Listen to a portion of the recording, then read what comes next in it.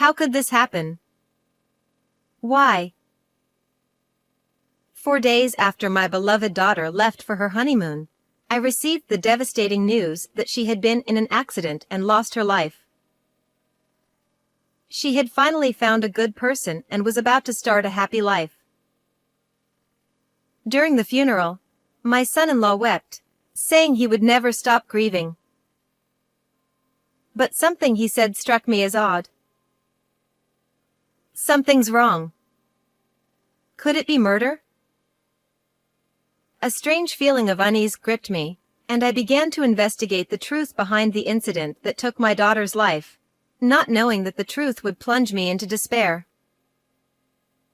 Since losing my husband in an accident when I was young, I had raised my only daughter, Emma, on my own. Emma was an honest, straightforward, and considerate child, and I was proud of her. We had our share of hardships, being a single-parent household, but when she introduced me to a man she wanted to marry, I was truly overjoyed. Emma's fiancé, Jason, was a serious civil servant. His parents had passed away, and he had no siblings. According to him, he was all alone in the world. When I first met him, I found him to be a well-mannered young man with a refreshing appearance, someone who seemed to have no flaws. What? You're not going to have a wedding? When my daughter told me this, she had a very downcast expression.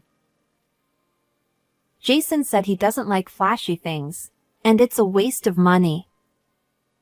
He thinks just getting registered is enough. But didn't you say you wanted to wear a wedding dress? As a young woman, she naturally wanted to wear a special outfit for such a once-in-a-lifetime event. But just when they were about to get married, she and Jason had a disagreement. Jason says he wants to splurge on a honeymoon with the money we save. He really wants to travel abroad. I understood. If they want to enjoy both a sizable wedding and a trip abroad, the costs would certainly add up. But still, not listening to any of my daughter's wishes seemed unreasonable. They could have compromised, like choosing a domestic trip or finding a budget-friendly option for the international trip. The fact that Jason seemed to disregard Emma's feelings made me uneasy. Still, I didn't want to strain their relationship. With that in mind, I decided to invite them over to my house. Emma, do you mind if I try to persuade Jason? I asked her, and then spoke directly with my son-in-law. Jason, think of this as just a mother's selfish desire to see her daughter's special day. Could you have a wedding ceremony, even if it's just for photos? Well, I still want to make our honeymoon something special.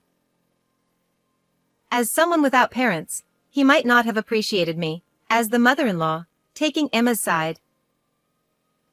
But they say that dissatisfaction with a wedding or childbirth can linger for a lifetime. I didn't think it was wrong to express a bit of parental love by trying to fulfill my daughter's wishes. I approached the conversation carefully, not wanting to upset him.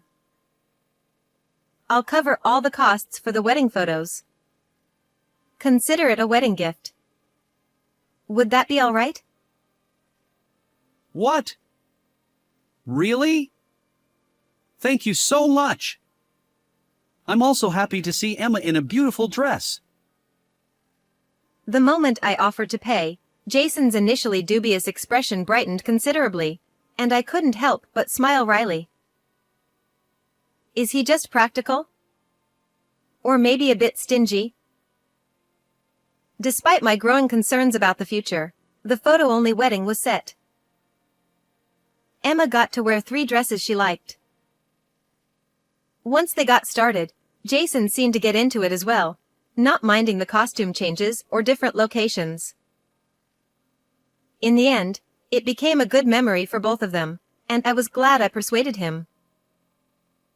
The day after we took lots of great photos and had a small dinner party, my daughter and her husband left for their honeymoon in Australia.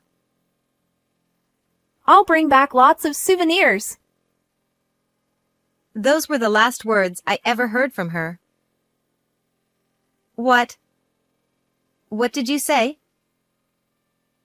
I received a sudden call from someone claiming to be with the local police, but their heavily accented English made me think it was a prank call. However, the person on the other end quickly passed the phone to someone else, who spoke fluent English and clearly informed me. Your daughter has died. It was 4 days after Emma and Jason had left. They told me that my daughter drowned while diving. Apparently, she had twisted her ankle while sightseeing the day before they were supposed to dive. Despite that, she insisted on going into the water because she was looking forward to it. I think, at some point, the call transitioned from the police to my son-in-law, but to be honest, I don't remember much from that moment. By the time I came to my senses, Jason had returned home. My daughter's body had been brought to the funeral home, and I was holding Emma's memorial portrait. Wearing mourning clothes, I found myself bowing and receiving condolences from one mourner after another. It was only then that I started to fully grasp what was happening right in front of me. Perhaps because I was in such a state, or maybe he felt the same, Jason hardly spoke to me until the day of the funeral. My sincere thanks to everyone for attending my wife Emma's funeral today. My son-in-law said, delivering the eulogy. His voice was flat, almost mechanical. But as he began recounting the events leading up to my daughter's death, his voice started to tremble. Eventually, he broke down, sobbing and struggling to finish his sentences. They were supposed to start a happy life together. And now this. No one could have expected such a tragedy. Of course, it's understandable that he would react that way. But... wait. At first, his speech seemed like the usual funeral remarks. Yet, something felt off to me. Later, as I spoke with some of Emma's friends who had attended the service, I noticed even more strange details. Friends were saying things like, I didn't know Emma was married. It's my first time seeing her husband. To my surprise, it turned out that Emma and Jason hadn't told anyone about their marriage, and they didn't share any mutual friends. Maybe they planned to announce it once the photos were ready? But is it really possible that no one knows Jason? There was a fair number of mourners at the funeral, but none seemed to be from Jason's side. Was that normal? Something didn't sit right with me. I felt that the only way to resolve my growing doubts was to speak directly with Jason.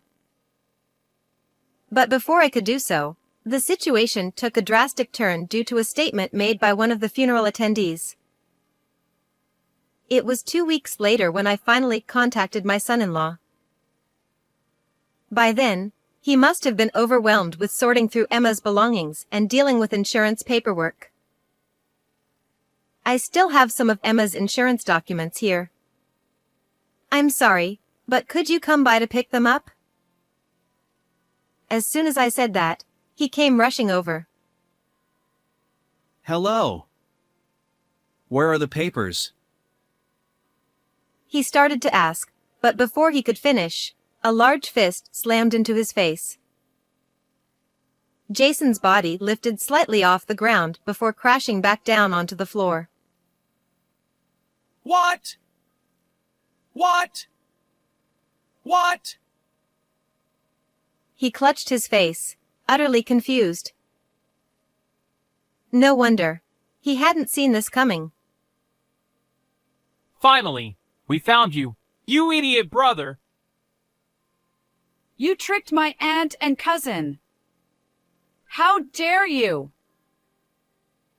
Waiting in the room with me were my niece Amy, who had traveled from afar, and Jason's older brother, John. So this is what was going on. I was right to trust my instincts back then. What? What's happening? Why is my brother here? Jason stammered, still dazed. The unease I had felt during Jason's eulogy at the funeral was now clear. On that day, through his tears, Jason had told the mourners that his wife had attempted to climb Ayers Rock the day before the diving trip. He explained that she had slipped and twisted her ankle, which caused her to drown because she couldn't swim properly. But that story doesn't add up, I said. Why are you bringing this up now? And why is my brother here? You lied to me. Emma would never climb Ayers Rock. I stepped closer to Jason, who was still sprawled on the floor, glaring at him. She was terrified of heights, ever since she slipped and fell off a cliff during a hiking trip years ago. Emma was so afraid of heights that she wouldn't even step onto the second-floor balcony at home. There's no way she would willingly climb a rocky mountain. She only did it because I begged her. I knew the climb was going to be banned soon, and I really wanted to do it. She agreed, but that's why she... Jason trailed off, trying to sound remorseful. His face showed a pained expression as if he was burdened by guilt, but I wasn't buying it. Even if that were true, no husband in his right mind would let her go diving after she twisted her ankle. My daughter had been a seasoned diver, well aware of the dangers of diving in poor physical condition. She wasn't foolish enough to take such a risk just because she was excited about it. And I don't trust you anymore. Not after learning that I don't even know who you really are. Well, bats!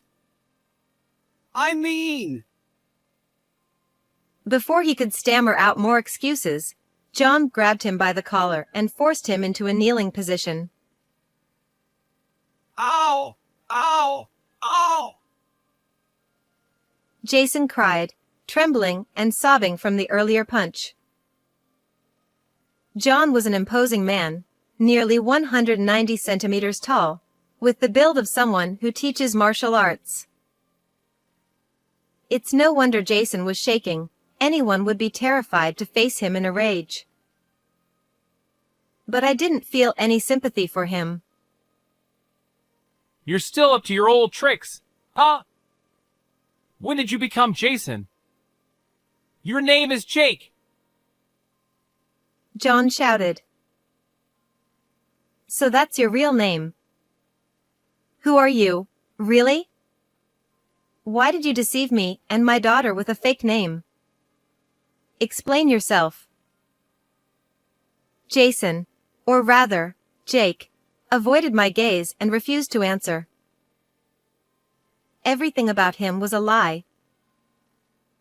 His job, his claim of having no family, it was all fabricated. In reality, his parents were alive, and he had not one but two brothers. If you won't talk, then I will. I know exactly what you've been doing. No. You've been running marriage scams all over the country, haven't you? I heard you even served time in prison for it. According to John, Jake had been under the watchful eye of his family after being released from prison. For a while, he behaved himself, staying at home with his parents and brothers. But one day, he vanished without a trace when they let their guard down. I still can't believe it. To think I was living so close to such a criminal without realizing it. But thanks to Amy, we uncovered the truth. The truth about him came to light when my niece said, I think I've seen this guy in a photo my senior showed me. My niece attended a university far from home and ended up getting a job in the same area. Your brother was an older member of the club I joined. I knew I'd seen your face somewhere before, and then I remembered it was in a family photo he showed me. When my son-in-law heard this, his eyes widened in shock. He never could have imagined that there would be a connection between his family and someone in mine. Since the name was completely different, I thought it was just a coincidence. But I never expected him to be involved in something so dangerous. Nancy, Amy, I can't apologize enough. John said, bowing his head deeply, clearly filled with remorse. This guy has always been like this, ever since he was a kid, scheming and conning people out of money. I thought he might have changed after going to prison, but to think he'd do something like this to someone's daughter. Wait! What happened to Emma was an accident. I didn't do anything. Suddenly panicked, Jake interrupted. Oh. You sound as if someone had murdered my daughter. When I pointed this out, Jake's face immediately showed a look of regret, as if realizing he had made a mistake. Maybe the shock of being hit had made it harder for him to keep his lies straight. Of course, I made sure to investigate thoroughly. I worked with my niece, who's excellent at communication, to speak with local police officers and tour guides in Australia. Together, we uncovered the truth about what happened to my daughter. Emma hadn't injured her foot, and the real cause of her drowning was equipment failure, a leak in her air tank. After an instructor's inspection, the valve had somehow loosened, causing air to escape and leading to oxygen deprivation. They checked the facility's cameras, and they clearly show you touching Emma's tank right before the dive. Cameras! No one told me anything about cameras.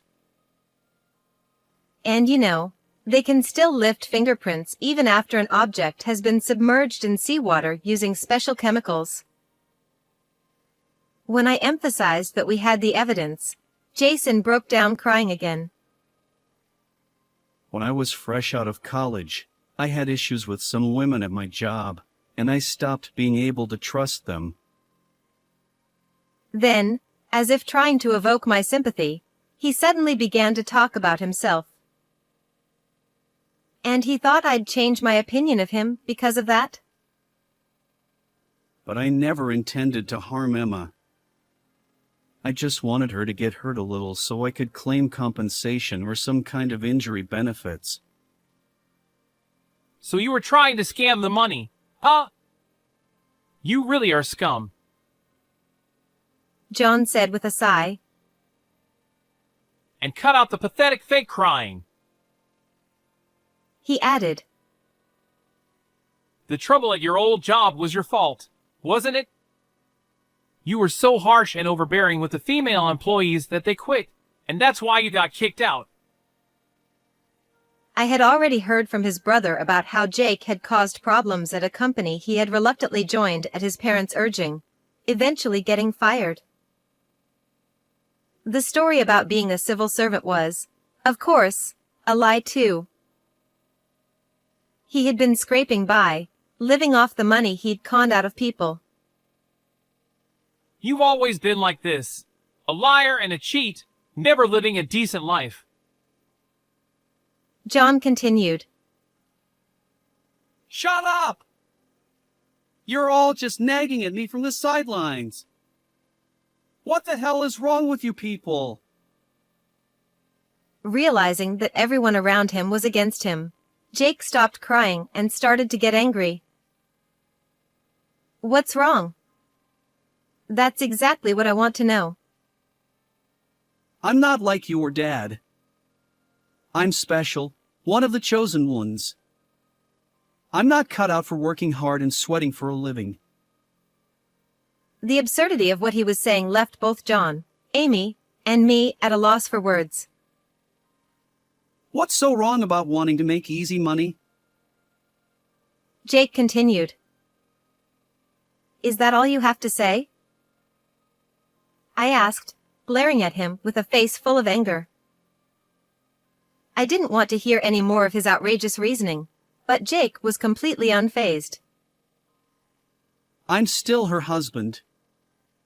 I'm not agreeing to any divorce or termination of our marriage. The life insurance and survivor's pension are all mine. It's your daughter's fault for being gullible.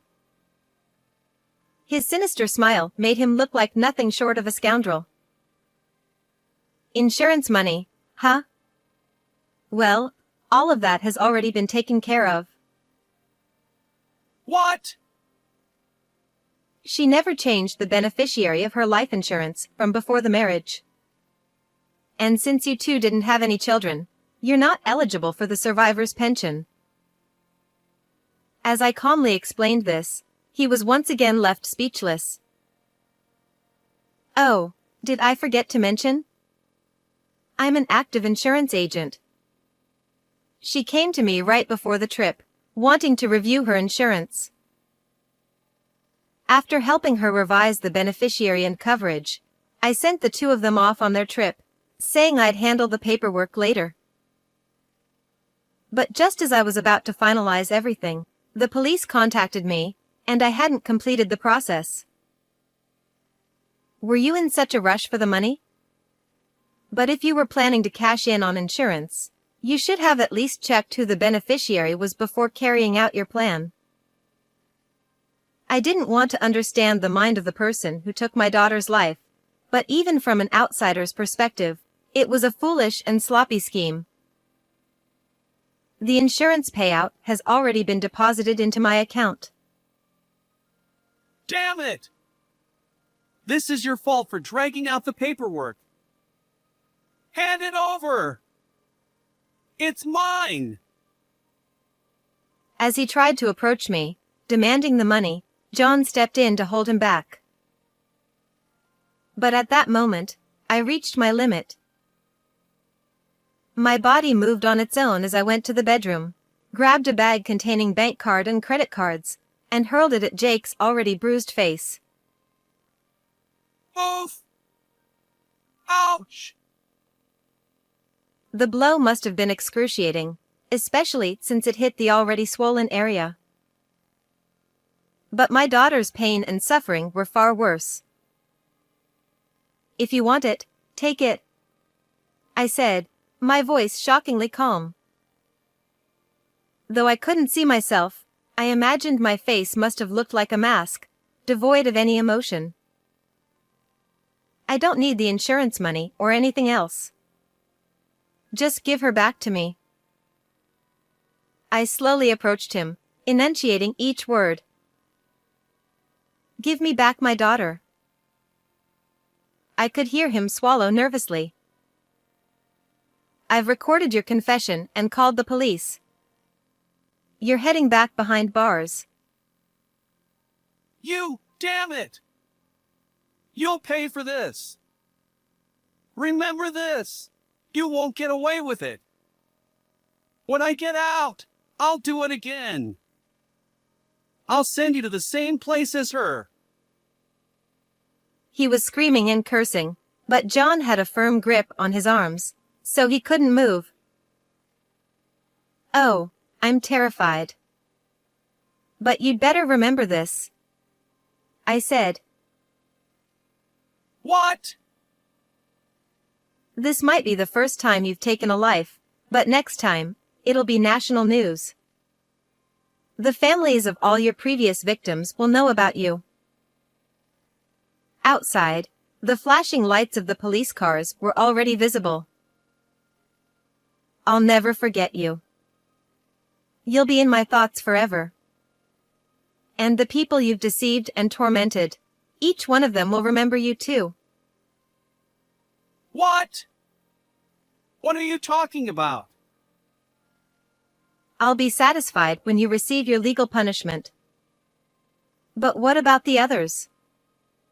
I wonder how many people bear a grudge against you. Even after all this, Jake still didn't seem to get it. Not everyone seeks revenge through proper channels. Whoever is waiting for you, be prepared to face it. Amy let the police officers in as I spoke. When your name, face, crimes, and sentence are all publicized upon your release, who knows what will be waiting for you? I saw the color drain from Jake's face as he finally grasped the meaning of my words. Perhaps, at that moment, he started to count the sins he'd committed. John held onto Jake's arm until the very end, and my son-in-law made no attempt to escape as the police dragged him away. Perhaps the fear of what awaited him had drained him of any will to resist. In the end, Jake was arrested, and his face and real name were broadcast nationwide as his crimes were exposed to the public. With countless additional charges piling up, he won't be out from behind bars for at least the next 10 years. Even if he does get out, he'll be greeted with hefty lawsuits and a lonely life ahead.